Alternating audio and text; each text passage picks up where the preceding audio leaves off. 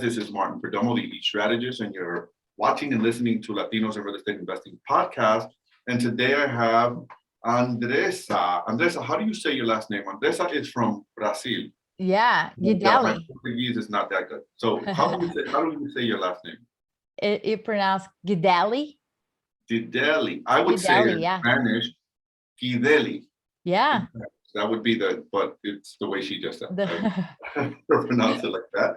But Andresa is a developer. She specializes in full gut renovation projects. She's does new construction. She's currently focused on medium to large commercial developments. And boy, we have a lot to talk about because that's an exciting segment in our business.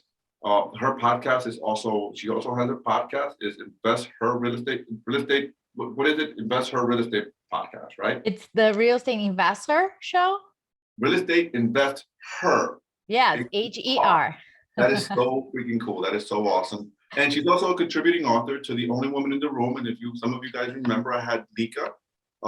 She was also a contributing author to that book. And they're a powerhouse of women that are contributing authors to that book. And I have the honor and pleasure to having Andresa here. Andresa, welcome. Thank you for being here. I'm really grateful. Thank you so much for having me. It's a pleasure.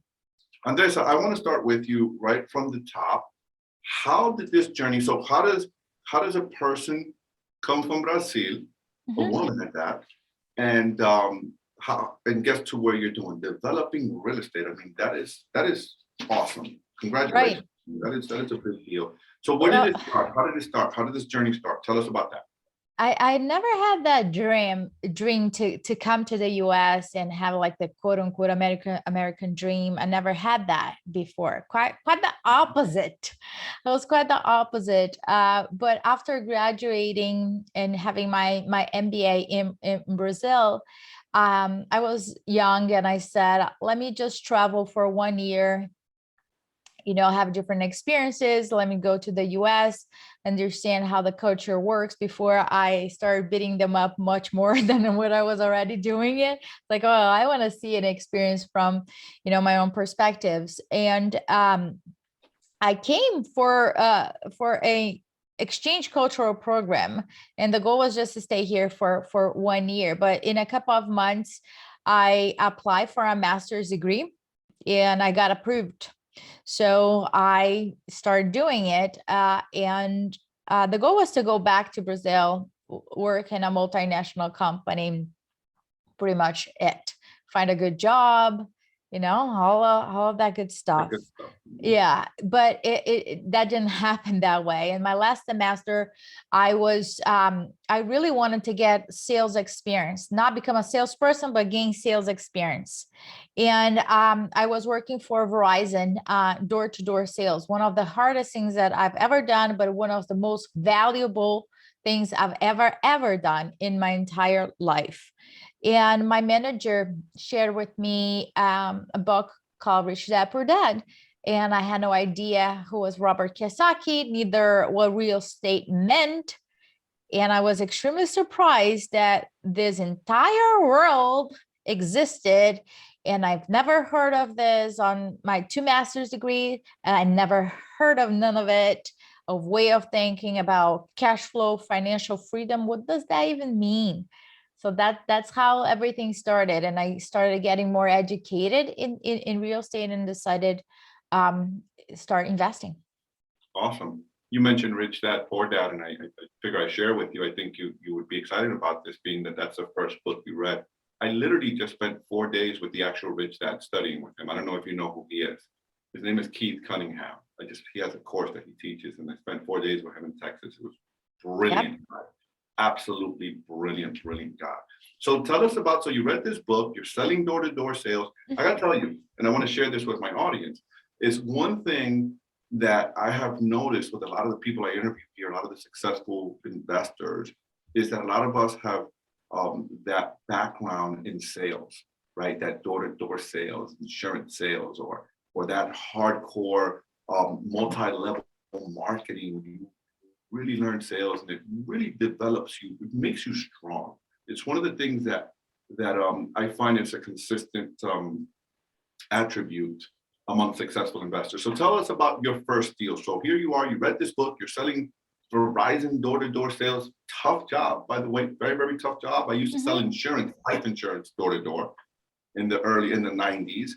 And so I know, I know how tough, how tough direct sales are. So tell us about, how did you get into your first deal? What was your Sure. first deal? How was that for you? So it took about 6 months. My ex-husband at that time, we were researching about real estate and getting more educated. And I believe still that I rather pay for my education than for my mistakes, but that's a choice, and people can do what is best for them. But I did pay for my education, and in 6 months we bought our first house. The goal was to buy it, add value to it, renovate it, live in it, get a HELOC, and get the cash and move forward. I Right? didn't know what I didn't know, right? And I overpay a lot for construction because why not? You say a number. I don't know how much things cost whatsoever. It took longer than needed. But one thing I knew, that once that appraiser came back, I knew that the number was incorrect. That was very low. That Okay. I knew for sure. I knew my market as the palm of my hand, and I knew the value of that property. So that was the first time that I appealed a appraiser, and I quote unquote did my own report. The bank does not exchange, like they can switch, right? But they can express to the appraiser what's going on there. So I did find a lot of mistakes on the appraisal report, and I appealed that. And instead of 25,000 as a HELOC, I was able to raise the amount to $68,000. Right. And then that $68,000 propelled us at that time to start another project, and then another project, until to the point that we were doing about 15 at the same time, and then do new constructions, partnerships with other people. Time out. You said 1.5 at the same time, 15 projects at the same time? Yes. My goodness, good for you. That's freaking awesome. That's amazing. Good job. Good job. We have it right Thanks. now at the same time, and it's like we're 15. I don't know how to. Right, but let me tell you how. So I didn't jump from 1 to 15, right? I jumped 1 to 2, Mhm. 2 to 3. And my plan was never a plan, oh, I wish I can do 15 at the same time and not have time to do anything else in my life, but managing those projects, right? That was not the case. However, I think a lot of the investors, we plan for the worst case scenario, but we don't plan for the best case scenario. The best case scenario is when your hands are full. Your time is limited, your funding is limited. You know how it goes. You have to have that cash flow for things to move along. And then what happened is that good deals came along, Mhm. and I couldn't pass that. So then I went to the question, who can I partner up with in order to leverage my time, my skill set, and funding? That's the way that I was able to scale through partnerships. I was not able to scale like on my own. I was not born with a silver spoon, and that was not the case. Always lived under my means, and was very responsible with the finances. But I developed a very good skill set in terms of putting processes in place and running a tight ship. That's how it That's needs to awesome. be. You gave us so much to unpack. Okay, so I want to start from that HELOC, right? You got this HELOC. You did your first deal. It propelled you to when you were up to doing 15 at the same time. But you did something very important, which was you asked an important question: how could you leverage other people and your skills to do more?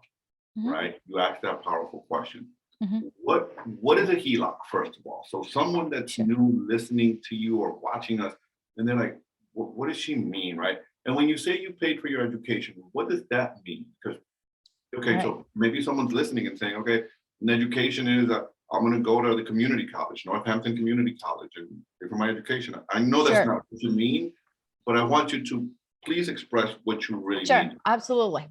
Absolutely. Yes, I paid for my master's degree, but I didn't get the return on my investment Financial, to you did say, not yeah. get And I that. graduated without any debt. So that was a good thing for me. So when I say pay for my real estate education, is that there are, my case was Robert Kiyosaki. Robert has a team of trainers, and I really want to learn from them. So I learned what is a market analysis. I pay lots of zeros there to get that education.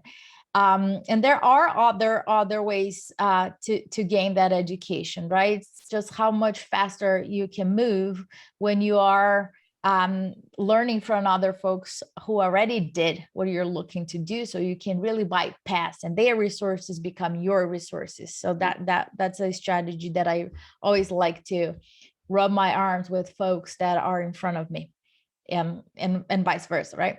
Mhm. And that's one thing. Your other question was what it is a HELOC. So HELOC are for primary houses. I was living in the house. So basically, let's say bought the house for 100 grand, you put 100 in it, and there is now the value of the property. If you did it right, you increase the equity. If you put 100, if you bought it for 100, and you put 100 and the value of the property is 200, something is wrong because there's no gap. No So the room. goal was to put we bought it not at that time for $175,000. Put very little down because it's a primary, you have the opportunity. And then we put about 115 in it. Mhm. And I think that the final one was around $375,000. So there's a gap in Mhm. between, right? And the gap is that your bank can lend up to 75%, and others lend different amounts of that gap. So I can use that to buy other real estate. And once I can pay that back, that's always there for me to use it. I pay interest when I use the HELOC, other Home equity strat. line of credit, right? HELOC, home equity line of credit. Correct. And then other way to do that, it's a cash out refi, which I also did it. When you pull out 100% and refine the property, pull the equity out and move along, which is the BRRRR strategy. Perfect. Now tell me, how do you go from 15, right? You scaled up and you did all these great moves, these great strategies. And now how do you go to being a developer? Tell us about that. What does Sure. developing mean? What are you doing now? So now you've moved on from the smaller stuff and you're as you mentioned earlier, you're doing commercial multifamily. Tell us about that. Yeah. So you can, And there's different why line. did you make that move? And why did you make that move? Sure. To me, why the why is more important than how, Mhm. because I at the beginning, when you are rehabbing, you get a lot of excitement. Oh, you sold a house, you made X amount of thousand, and you bought another, you celebrate that, you celebrate that, you celebrate that. After a while, there's no celebration, it's just transactional. Mhm. And was not fulfilling my purpose in life. So I was like, okay, I need to understand how other things work. Okay, rehab, I can rehab with my eyes closed. Let's go to something else. So how can I build from ground up multiple properties at the same time? Well, that excites me. So let me understand how that goes. And then I was like, oh my God, that's easier than rehab. Now I want to understand, how does a commercial property looks like, how it is to manage a $1 million plus construction budget. That was a completely different ball game for me. I went to work for a commercial developer, a friend of mine that I trust and respect. And one day he said to me, he's like, you know that I shouldn't be paying you, right? I was like, shh, let's not talk about that. because I should be paying him for the amount of information. He's 75 years old, has an amazing portfolio. I understood how to build from ground up, commercial development, work in bigger projects, leases, the commercial. It's just insane how thick they are. The scope of work, how thick it is. It was a very intense training for me that I really intentionally, I can't work for somebody else. I'm the worst employee ever, but I intentionally went to work for him to learn that while I was doing other projects at the same time. And then after that, I was like, great, but I wanna tie something up to the investor community, right? We have a community to support women in real estate to become financially free in a balanced way. And I was like, there's nothing here with social impact. So I need to find something that gives me that, motivation.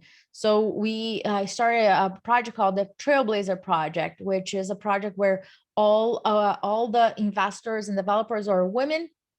We are looking to purchase apartment complexes and educate part of those apartments for women in transition. So we're going to partner up with nonprofit organizations, local nonprofit organizations, to give the support to those women and teach them 101. We're going to have a team to teach them finance 101. So when they leave, after a little while, they have more information about how to deal with money that they had before. So tell me about that program. So you started that program. What does the program do exactly? Trailblazer. It's a project called the Trailblazer. So it's a syndication project. So it's for accredited investors only for apartment complexes. Gotcha. So we are going to raise the money, syndicate the entire process, do the construction, and hold it for a couple of years. And then flip it. Appreciate it and flip it. Okay, next question for you is, what is the one thing that you've done, Andresa, that's giving you the most success? I don't know if it is like one thing. I would say is one attitude of way of thinking. It's becoming a student hat, wearing a student hat. I'm always looking to improve myself. I'm always listening. If you look at my phone right now, I have about 3 or 4 books that I'm listening at the same time. I'm always learning from people that are way ahead of me because I'm interested on how they think, not the amount of doors that they just shove it right and left. I'm not interested in that. I'm not the number of doors. I am not what I do. I am very interested in a way of thinking. It's a completely different world. So without having a student mentality, I don't think any exit strategy is going to work. Mindset, basically.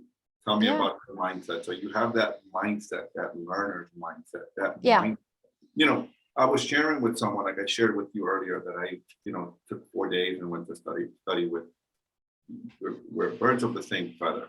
Yeah. And I went to study with Keith.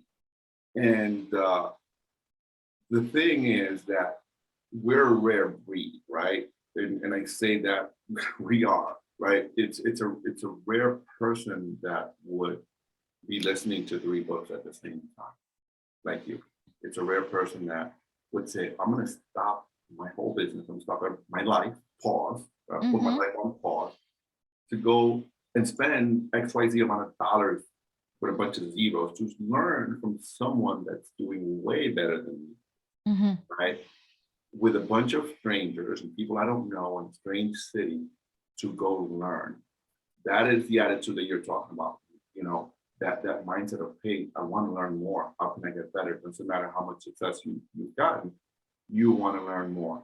So if someone is listening right now, let's just say there's a female from Brazil or Colombia or from wherever, or from here, a young lady, a young girl, or a young man, because this applies to both men and women. Sure. And they're like, man, I'm listening to this podcast and she's awesome. I mean, they're hearing you and they're hearing all the good stuff you've done and what you're doing and your strategy and how to build it. You didn't come from money. You started with a HELOC. good for you, kudos for you. I jacked up my first HELOC. I freaking went in debt with my first HELOC. I did not know anything about money. You had the education. Good for you. And what advice would you give to someone listening right now? Andresa, I know you have that heart. What advice would you give that person if they're listening? Like, hey, here's the first thing you have to do. And then here's the second thing you have to do. And then here's the third thing I would do if I were starting over again. This is what I would tell you to do right now. What is that advice you would give to that person listening or watching us right now? This is right here. Mm-hmm.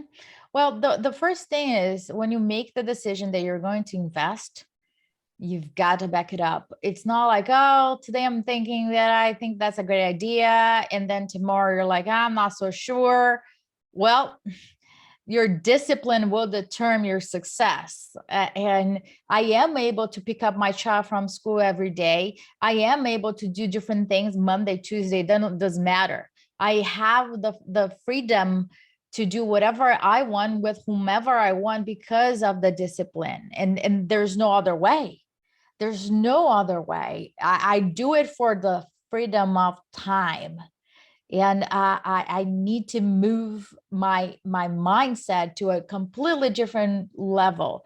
So the first thing is make a decision and then stick with it. The second thing is you're gonna you have to surround yourself with a core group of people. So you're gonna look at your who you surround yourself, and there's 3 buckets.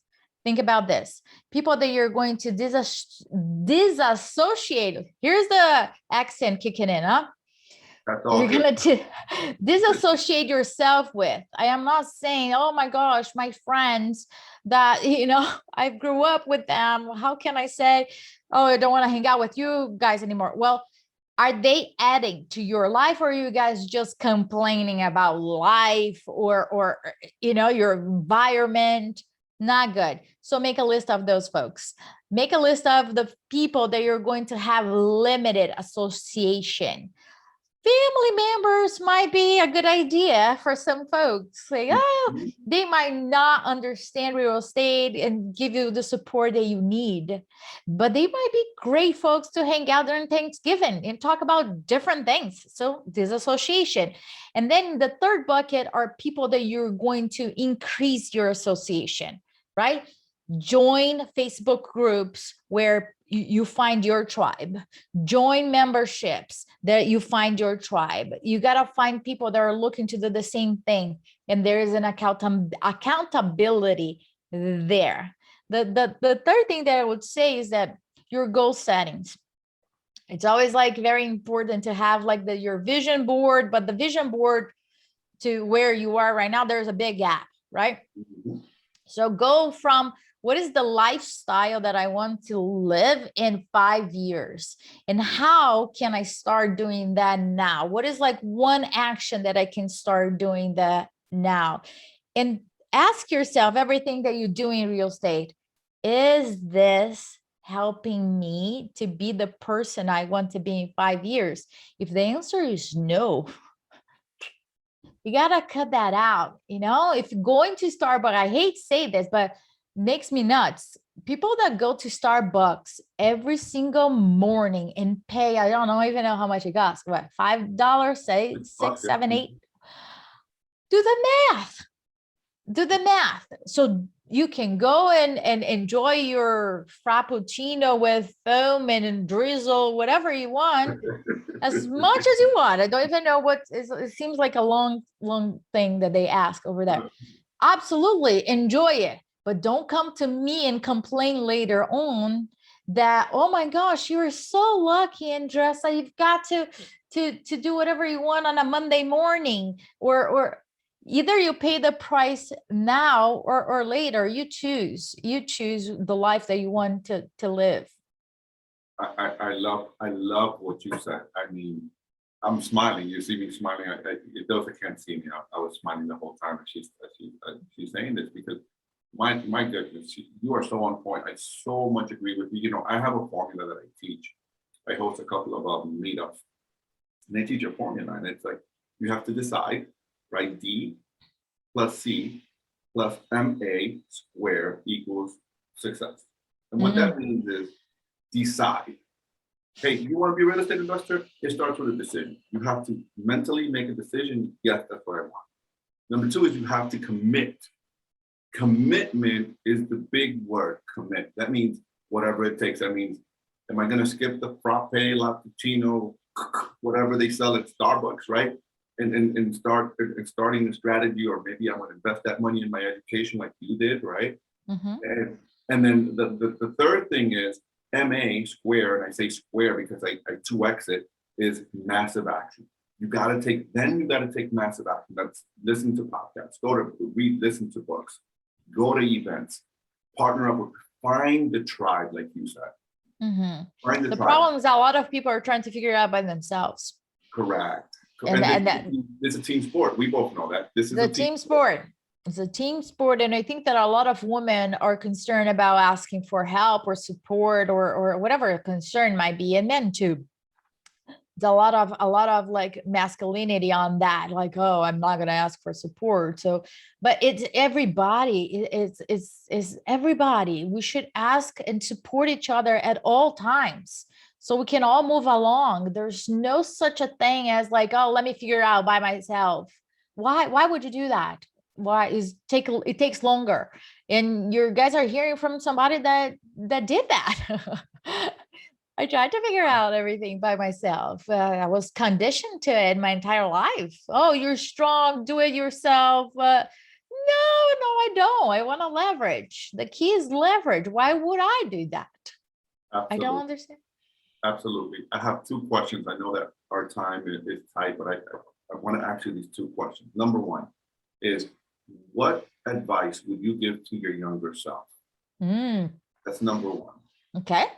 Give me that. And number two is, what is your morning ritual like? Because I'm a big mindset guy. I believe my formula is 80% mindset, 20% skill set. This game is 20% the skill set. Everything, the mechanical stuff is 20%. It's what I do when no one sees me that matters. It's what I do in the morning. What is your ritual like? I want to get into that with you, how I manage my mindset, how I look at potential challenges. Am I looking for lessons? Am I focusing? I want to know about that. Tell me about that. So those are your advice to your younger self, and what I just asked you. I would say to my younger self, like, start finding partners that complement your skill sets and leverage that earlier on, right? I would not partner up with people that are similar to me. I want complementary. And in order to do that, I really need to understand what am I bringing to the table and how to make a partnership work. And I'm not talking about somebody that you're going to partner up with the same person. I'm talking about several partnerships in different projects, different ways. I wouldn't do anything else right now with somebody that, okay, we're both new. Let's say I would do like self-storage, never done self-storage before, right? And neither my business partner, Liz. We would not do it together. No. Either we bring somebody that is a specialist in self-storage and make it work, or not doing it. Why? I would waste a lot of time, and which it's fine. It's a choice. But I rather eat a little piece of several pies than eat one pie by myself. That's the bottom line. What was the second question? Second question, what's your ritual? What is your morning? Oh, my ritual. I actually came from Bigger Pockets conference. We were presenting there, and the guy who wrote Miracle Morning was speaking there. And it was really profound to hear from him directly, because we all do different things with our mornings. My routine is very, very simple. I do the meditation first. The first thing in the morning, it can be 5 minutes, it can be 10 minutes, it can be 20 minutes. I don't do an hour yet. I'm still working on that and don't have the capability to sit as of now for an hour and do that. But I do what I can to do that. I'm sorry? Do you know anyone that meditates for an hour? Personally, I do. Do you know anyone? Yeah. I don't know anyone. 1 hour, 2 hours. Yes. Smoke. I interviewed a guy on my podcast here, and he said that to me, that he meditates for about an hour, and I was like, dude, like Yeah. the ritual is like 2 hours. And I'm like, yo, bro, how? Yeah. Like how? Like Yeah, I heard this another day, and I think it's true. They say if you have time, meditate for 20 minutes. If you don't have time, meditate for 1 hour, because your meditation is going to really boost your brain and you're going to be much more productive. I go for walks, not long walks, and while I'm walking, I'm listening to podcast all the time. I'm listening to podcasts every time that I have an opportunity. I'm listening to a podcast, a book, or something that I am interested. Now you got to add this podcast to your listening. Yeah, I will definitely. Yeah. Anyway, so okay, so you meditate, you walk, and is that it? What? And I listen to something. I always listen. Stuff in your ears. That's it. Fantastic. You do this every morning. Yeah. Every morning. Guys, you heard it from Andresa. I'm always talking about this stuff here. Own your morning, you own your day. People think, Andresa, that your success. Here's what I know, and I call myself a practical woo-wooist. I am woo-wooist, but I'm a practical woo-wooist, meaning that, when I first started learning this stuff about meditating, I've been meditating since 2016 now. Wow. I only meditate 10 minutes a day, every single day. Some days I'll meditate 15. Yeah. But it's 10 minutes a day, the compound effect from Darren Hardy, right? That compound effect over time. People think, as you know, and I know you can relate to this, people think that, hey, you're doing all this stuff. You, for instance, are doing all this wonderful stuff. You're syndicating deals. You're developing these apartment buildings. You're into multifamily and stuff like that now. And people think, like, how do you do that? They may look at you and say, how are you doing that? And what people don't realize is what's happening in your day is something you already saw in your head. Oh, yeah. 100%. Yeah. Right now, it's just the results of every single action that I took 5 years ago. Thank you. That's it. What you're doing today is called the lead indicators. What is your lead indicator, right? What are you doing today? And you said it earlier. What are you doing today? Are you going to sacrifice today? Are you going to sacrifice that coffee? Are you going to sacrifice some time? Are you going to sacrifice a little bit to listen, to learn? Are you going to sacrifice an evening to go to a real estate investors meetup and learn? Are you going to sacrifice to go meet you, to go reach out to you, for instance, which you're going to tell people how to reach you or where you are and what you're doing? I don't know if you have any coaching programs or anything like that, or how can people follow you? But are you going to sacrifice? What are you going to sacrifice today? And I know that word is a tough word for people to digest, because sacrifice is almost associated in a negative way. Right, but I have a tricky thing with that. Yeah, but you got to give something up. But here's the problem. People have a problem making those tough decisions now because their future, it's not excited at all. It doesn't excite them. So you've got to make your future so freaking exciting. I am like damn excited for 5 years from now. What's gonna happen 5 years from now? 5 years from now? You know why? I know why you're excited for 5 years from now. You know why people aren't excited 5 years from now? Because they don't know two things. They don't know what they want. They don't have clarity in their life. They don't know what they want, and they don't know why they're doing it. Why? Yeah. That why is the leverage. That why for your child, right? For your family, for legacy. 100%. You got to figure those two things out. Once you get those two things out, you just get pulled. This is what I found. You just get pulled. You're not being pushed anymore. It's not a sacrifice anymore. It's a commitment, right? When you commit, simple. It is a commitment. And simple as that. And if raining, if it is snowing, doesn't really matter. But hear me out. We are human beings, right? I am not perfect. I make mistakes. I am a human in development. So I give myself grace as well to do not be perfect, not aim to be perfect, because I'm not, and I don't aim to be, but I have my moments as well. And that's when I rely into my core team in order to vent. And then we already go into, okay, let's create a possibility that works for everybody. Awesome. I love it. I love it. Thank you so much for being here, Andresa. My pleasure. Thank you so much. Gracias. I don't know if gracias is the same as in Portuguese. It is not, but I think I know a little Spanish, a little bit. De nada. Thank you. Okay, you got it. You got it. Thank you for being here. I really, really, really appreciate it. I really enjoyed this time with you. I love spending time with like-minded individuals. If people wanted to get to connect with you, how do they connect with you? How do they find you? How do people connect with you on social media?